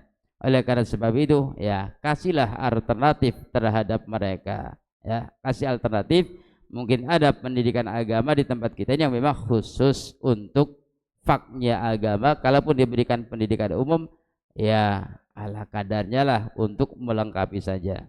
Karena mereka pun nanti sanggupnya itu untuk belajar ilmu dunia tanpa kita ajarkan. Ini pertanyaan ini. Iya. Iya, Pak. Pertanyaan tadi ini. Oh, gue pikir apa ini? Didolimi oleh salah satu pemimpin. Kebetulan qadarullah istri beliau yang mengatur. Didolimi oleh salah satu pemimpin. Kebetulan qadarullah istri beliau yang mengatur semua kegiatan yang kami jalani. Suami beliau mendengar keburukan yang belum tentu kami bawahannya melakukan hal tersebut. Pada akhirnya semua dana yang ada ditahan berbulan-bulan oleh istri beliau dan berbuat sesuka hatinya pada kami. Pertanyaannya, baiknya apa yang harus sekarang saya lakukan dengan dana yang ditelan berbulan-bulan? Yang kedua, memasuki anggota memasuki anggota sesuka hatinya. Mengeluarkan, memasukkan gitu mungkin ya. Sesuka hatinya ke dalam organisasi yang harusnya saya yang punya hak untuk mengatur organisasi tersebut. Jadi suami istri, nah kebetulan mungkin kedua-duanya pengurus gitu ya. Nah kemudian istri inilah yang mengatur semuanya, lalu kemudian suami ini melaporkan kepada istrinya, si fulan begini-begini, si fulan begini-begini. Istrinya tahu dari laporan suaminya. Karena sebab istri menerima laporan suami mentah-mentah tak dicek terlebih dahulu, akhirnya salah satu efeknya istri menahan dana. Itu tidak dikeluarkan yang semestinya dipergunakan semestinya. Nah, pertanyaannya bagaimana seharusnya yang kita lakukan? Nah, yang pertama ya, yang namanya hidup berorganisasi seperti yayasan ini, yang namanya hidup berorganisasi di dalam yayasan, musyawarah itu penting. Musyawarah itu penting karena ini menyangkut dengan kehidupan orang banyak, menyangkut dengan kehidupan orang banyak, kepentingan orang banyak, maka segala sesuatu harus berdasarkan musyawarah.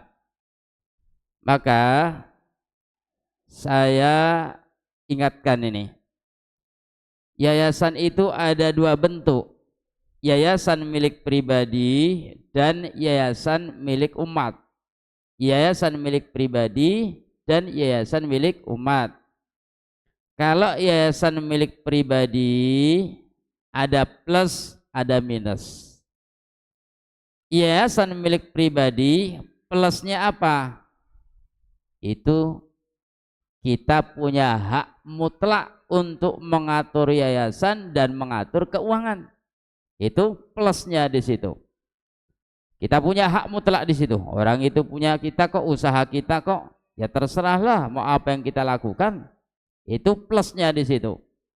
Yang kedua, minusnya. Adapun minusnya, yayasan pribadi tak bisa mencari dana karena itu punya pribadi. Kalau kita mencari dana untuk kepentingan pribadi kita sama memperkaya diri, haram. Berjatuhan nanti daging-daging kita itu rontok semuanya. Ya. Kemudian plusnya lagi yayasan milik pribadi. Yayasan milik pribadi kecil kemungkinan ada perselisihan di situ. Kenapa? Karena memang kita punya hak mutlak mengatur yang punya yayasan tadi. Tapi kalau yayasan punya umat ini 80% suatu ketika nanti pasti ada perselisihan, tidak bisa tidak. Yayasan apapun namanya kalau punya umat pasti nanti ada permasalahan di situ, pasti ada, itu tidak bisa tidak. Nah, karena sebab itulah andai kata yayasan itu punya umat, punya bersama, harus sering bermusyawarah, harus sering bermusyawarah. Maka sikap kita sebagai bawahan kalau menjumpai ada kasus seperti ini harus tabayun, kemudian selalu bermusyawarah. Kita datangi, kita jelaskan, harus siap untuk dipertemukan semuanya di situ.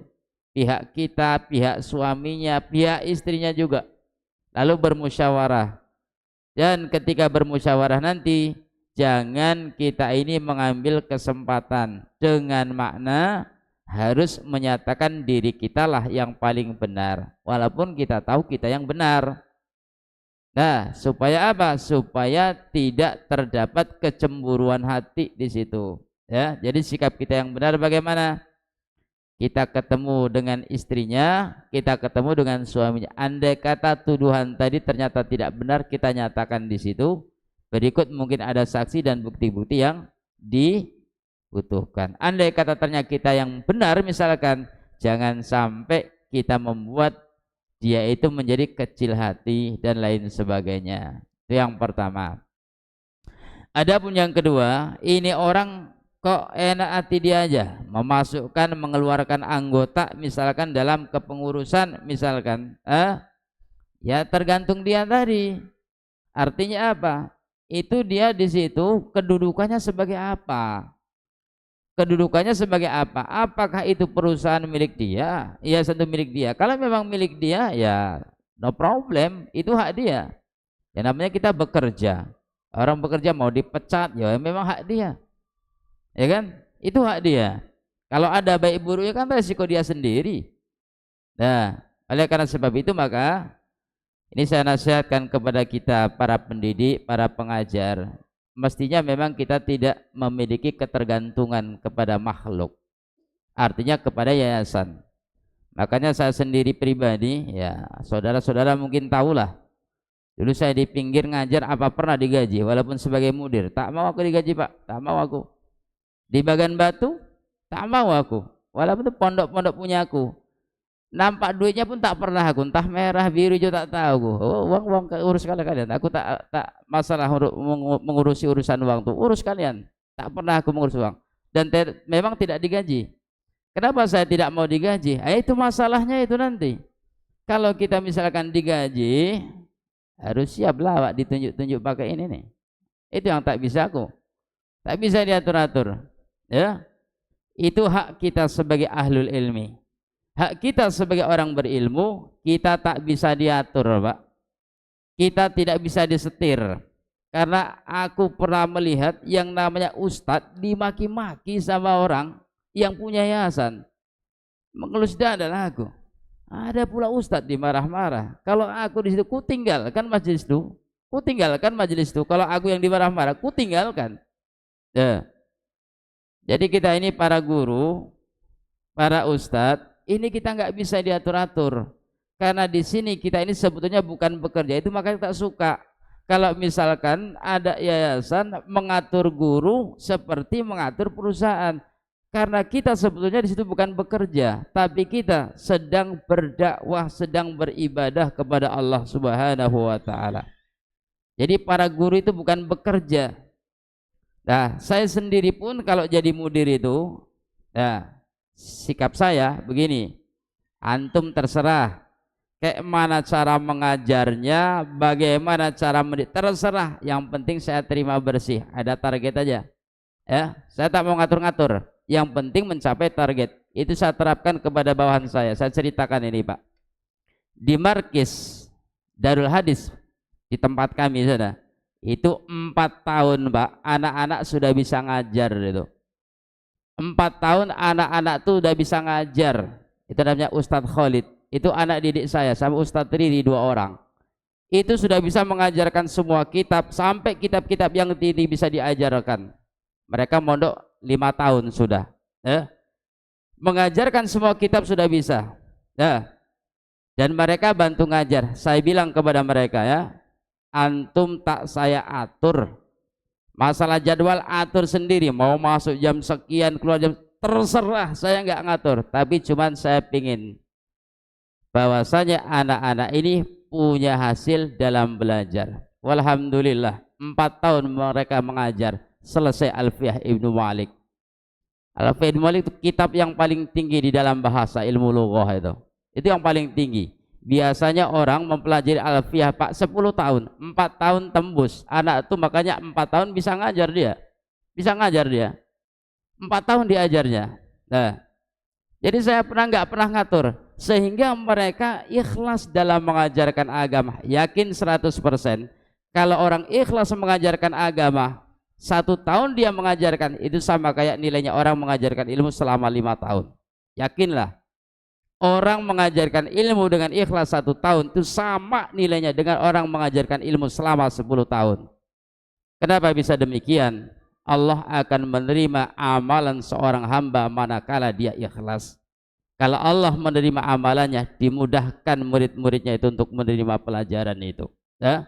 Ini yang saya tanamkan. Makanya dimanapun, baik itu di pinggir dulu, di bantaian, di Bagan Batu, saya nggak pernah ngatur-ngatur guru. Terserah kalian lah, mau masuk jam berapa, keluar jam berapa, terserah. Mau ngajar malam terserah, pagi terserah, siang terserah, terserah. Yang penting saya terima hasil. 4 tahun sudah selesai Alfiyah dan menghafalkan Alfiyah. Alfiyah itu 1000 bait syair itu Pak, 1020 bait syair hafal. 10 kitab ulama sudah dihafalkan. Kenapa? Saya yakin mereka belajar itu, ngajar itu dengan keikhlasan karena merasa tidak tertekan. Tapi kalau misalkan saya ngajar, Ustadz ngajar harus jam sekian sampai jam sekian, nggak datang tepat waktu, potong. Tak ikhlas kita ini mengajar Pak, tak ikhlas kita ini. Akhirnya kita pun hitung-hitungan, enak aja, berlebih nanti jadwal, harus adalah imbalannya. Hitung-hitungan jadinya. Kenapa? Kayak kerja di perusahaan. Padahal kita ini ngajar bukan kerja. Ketika kita mengajar, kita sedang berdakwah. Maka saya nasihatkan jangan sekali-kali ngatur para dai, jangan sekali-kali ngatur para guru. Yakin hasilnya nggak akan bagus. Hasilnya nggak akan bagus. 20 tahun kita jadi pendidik lebih. Keikhlasan itulah yang lebih penting. Keikhlasan itulah yang lebih penting. Maka saya katakan tadi, itu Ibnu Taimiyah, kelas 4 SD anak bisa hafal Quran, aku pun bingung. Bisa dia hafal Quran kelas 4 SD. Ternyata Masya Allah, ustadz-ustadz yang membimbingnya itu Pak, gaji 150 ribunya. Bukannya gajinya besar-besar, 150 ribu. Jadi kayak mana itu para ustadz makan? Setengah hari mereka kerja, setengah hari mereka belajar. Yang ngajar pagi, sore kerja. Yang ngajar sore, paginya kerja. Jadi mereka mendapatkan makan dari itu, maisahnya itu. Itu cuma uang minyak aja 150 ribu itu. Ya, tapi Masya Allah hasilnya. Salah satu bukti hasilnya, namanya murid kami namanya Fudail, itu juara satu Asia Tenggara hafalan hadis Rasulullah, langsung diterbangkan ke UIM, masuk UIM dia, Universitas Islam Madinah, beberapa tahun lalu, menghafalkan 1000 hadis, 500 pakai sanad, 500 nggak pakai sanad, hafal Quran 30 juz dia itu. Nah, ini gambaran pendidikan kita ya. Jadi saya inginkan kepada kita semua ini, dalam berorganisasi yang penting bagi kita dijalin di atas keikhlasanlah kita, karena kita sedang beribadah kepada Allah Subhanahu wa ta'ala ya. Nah, kemudian lagi yang namanya kita ini hidup bertetangga, bermasyarakat, berteman, itu namanya ada adab suhbah, adab di dalam persahabatan. Di antara adab dalam persahabatan itu Pak, salah satunya, dan ini yang banyak ditinggalkan, seorang sahabat usahakan jangan menyelisih pendapat sahabatnya manakala tidak menyelisih syar'i.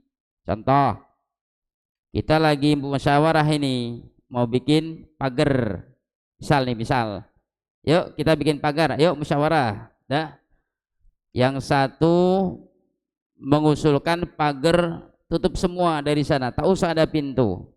Yang satu mengusulkan harus ada pintu lah, nanti ada orang lewat dari sana juga, ya kan? Misalkan gitu. Nah, misalkan kita ini berpendapat mesti ada pintu. Kawan kita berpendapat tak usah bikin pintu. Ya udah, pakai aja pendapat dia. Mengalah kita. Kalau semua orang begitu prinsipnya, kira-kira adanya pertengkaran kira-kira Pak? Ada pertengkaran kira-kira? Itu yang menyebabkan pertengkaran kadang-kadang sama-sama mempertahankan pendapat dia, padahal tak ada sangkut pautnya sama hal haram. Saya jadi teringat waktu saya ngisi di Rimba Bujang, itu ada orang cerita, ikhwan cerita, Ustadz saya heran di kampung saya. Apa tuh Pak? Orang salafi cuma 20 orang, yayasannya 2. Saya kaget. Orang 20 orang, 20 jamaah, yayasan ada 2. Kok bisa begitu tuh Pak? Begini kasusnya Ustadz. Jadi waktu itu sudah ada yayasan mendirikan masjid, bangun masjid. Terus bermusyawarah lah orang tuh bikin garasi. Apa namanya itu? Untuk tempat berteduh motor. Nah, sama bikin pagar. Nah, terus bermusyawarah tuh Ustadz. Jadi sebagian berpendapat perlu dibikin, sebagian berpendapat tak perlu dibikin. Jadi karena sebagian berpendapat perlu mempertahankan pendapatnya, sebagian berpendapat yang berpendapat tak perlu mempertahankan pendapatnya. Akhirnya bertengkarlah ini.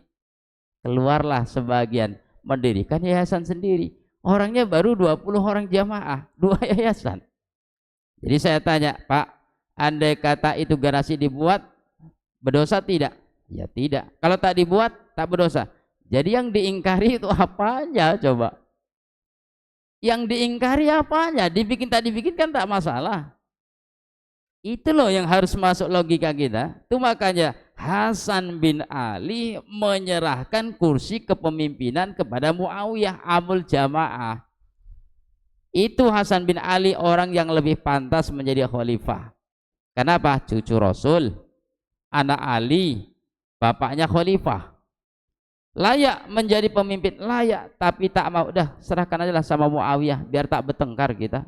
Akhirnya apa? Menjadi amul jamaah. Maka oleh karena sebab ada suhbah, apalagi dalam yayasan ini, jangan sampai kita ini menyelisih pendapat kawan manakala pendapat itu tidak memudaratkan, tidak melanggar hukum syar'i, udah ikut aja pendapat dia. Jadi tak usah kita mempertahankan ego masing-masing, gitu ya. Selama tidak memberikan mudarat, selama tidak melanggar syar'i, udah ikut aja pendapat dia. Apa kata dia, ikut aja, kan aman jadinya. Aman kan? Aman. Tapi kalau bertengkar, sedikit masalah, bertengkar, tak cocok, bertengkar, bangun WC, masalah adab, bertengkar, adab kemana, bertengkar, ya ini kan ribut melulu. Usaha pun berorganisasi, dakwah tuh jalan ya. Makanya dari dulu Pak, tak pernah saya ini bikin yayasan tuh, tak pernah saya bikin yayasan. Kenapa? Aku tak ada yayasan, bisanya aku berdakwah, ya kan? Kalau yayasan bikin orang bertengkar, untuk apa bikin yayasan kita? Yayasan itu mestinya justru menyatukan, bukan membuat orang menjadi bertengkar.